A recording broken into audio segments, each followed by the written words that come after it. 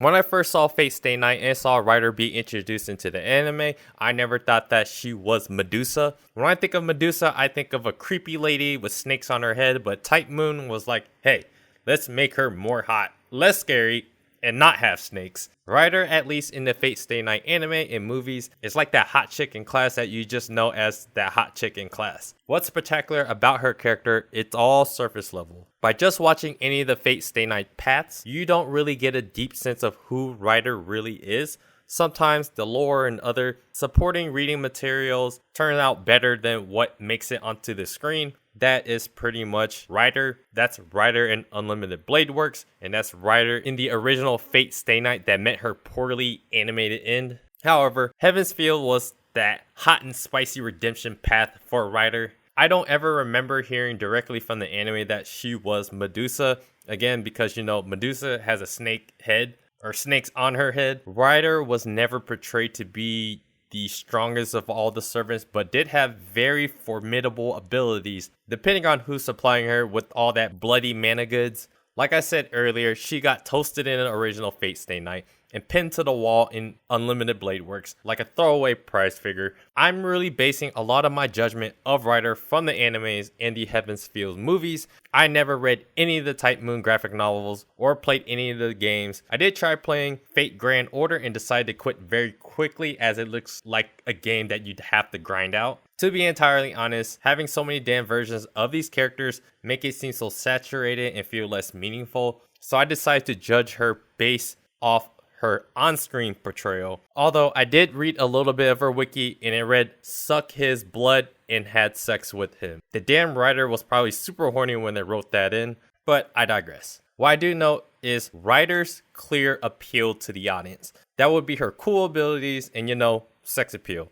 I mean, that's kind of how many strong female characters end up. Any reason to get girls to cosplay in skimpy outfits. Like, she has the power to turn you to the stone with her mystic eyes of petrification. She wields chains and daggers. Her noble phantasm, Bellerophon, has her riding a giant Pegasus. Her signature pose is when she crouches over, almost on all fours, with daggers in her hands or both hands on the ground. That's probably the most attractive and signature pose that sticks out for this character. Ryder's scene stands out the most when she's in position of power over her opponents and is able to use her abilities. Nothing makes this last statement more true than this Shiro and Ryder tag teaming against Saber Alter in Heaven's Feel 3. Ryder's personality doesn't really come off as that deep, as she's only shown to have one real motivation in Heaven's Feel, and that's just to protect and abide by Sakura's will. That's pretty much her appeal, and it's mostly surface level stuff. If you venture outside the Fate Stay Night anime and movies, there might be something more of substance. For me at least, for right now, my wheelhouse is mainly anime and manga. Add in those sexually suggestive undertones to her character and you have effectively created a character that girls can gush over and guys can lust over. That's pretty much why I have her towards like number 8 out of all my favorite Fate Stay Night characters. She's pretty much been relegated to just do cool abilities and look hot while doing it. Unfortunately, there are many versions that play that Ryder kind of role in many different animes, but nevertheless, I do like Ryder, and I wouldn't have, bought this figure if I didn't like the character. Before I continue though, please hit the like button, please subscribe to this channel if you guys haven't already, and check out my blog at otakusen.com. I got this figure from Good Smile US for $100.87 with tax and shipping included. It came neatly packed and kept the figure box in good shape. The upside to buying from Good Smile US is their 50% off pre-order shipping and lenient cancellation policy and easy to update payment if you wanted to switch credit cards. I have 2 other Figmas. One is Kaito Kid that's still brand new, and the Shield Heroes Now For Me one. Figma is a good action figure line for the smaller 1/12 size scales. Other similar articulated lines are like SH Figure Arts and BuzzMod. I'm personally more into the bigger scales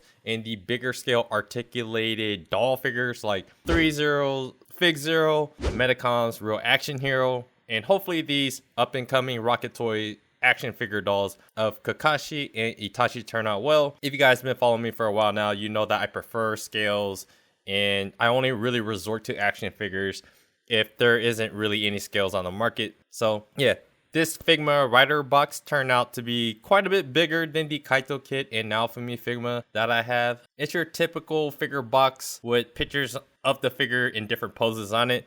There's the product number, and I'm sure the sticker on it provides some type of legitimacy to the authenticity of the figure in box. There is a little dent on the back bottom right corner of the box. I'm not too sure if it was the shipping or it kind of just arrived to Good Smile US in that way.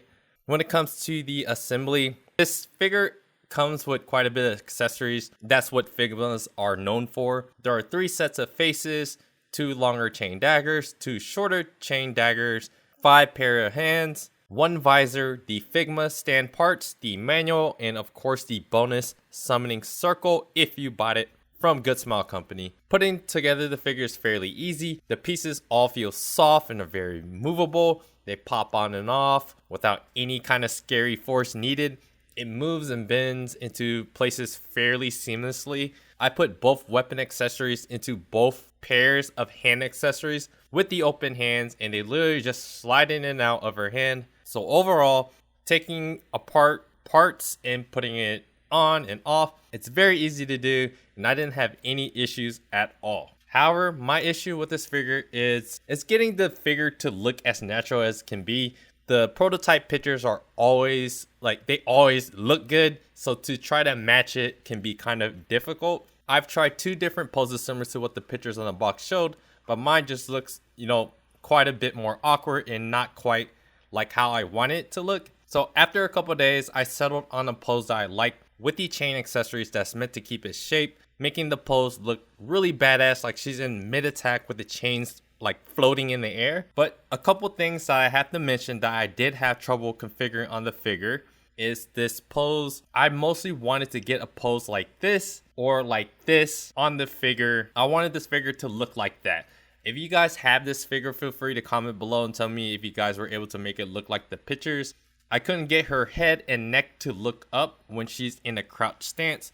On the picture, you can see that her face is clearly looking up while in that crouch stance. Wasn't able to do that on this figure. And the other thing was just getting her legs to kind of stay in that natural position, because she's kind of like crouched over. It's like like a cat or like a dog or like a tiger or whatever. But your hips are up and then her arms are towards the ground. So it was really hard to kind of just get her pose to look that way. But yeah, besides that, I'm still really happy with what I chose, what she looks like right now. After a few days of playing around with this figure, it's definitely grown on me.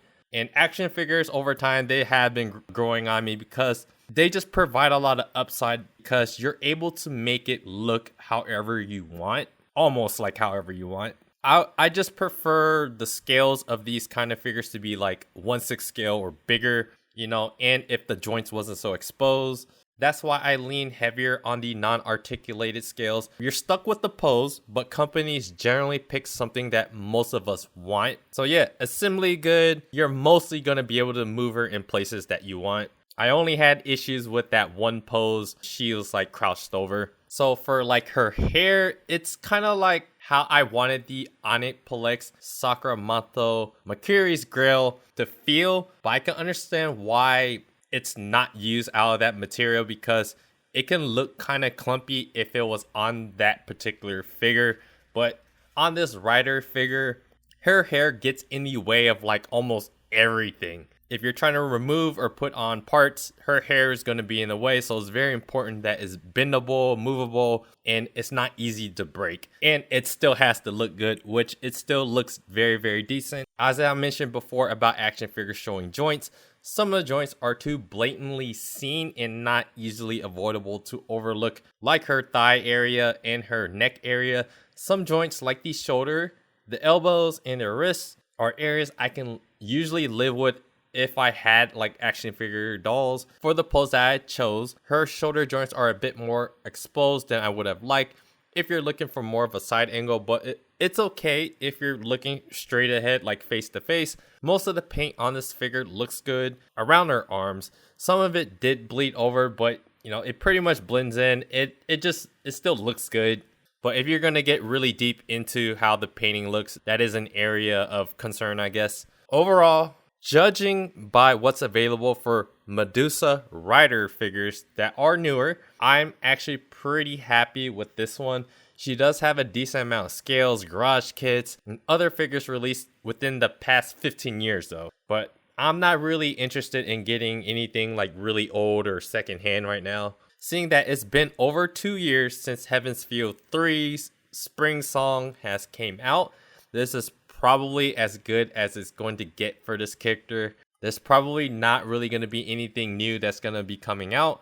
So when it comes to Figmas, they are like my backup option if certain characters don't have newer scales that I can buy for a reasonable price. I'll probably just stick to the higher end, bigger scale doll versions that gives off a more realistic look and are able to hide the joints better.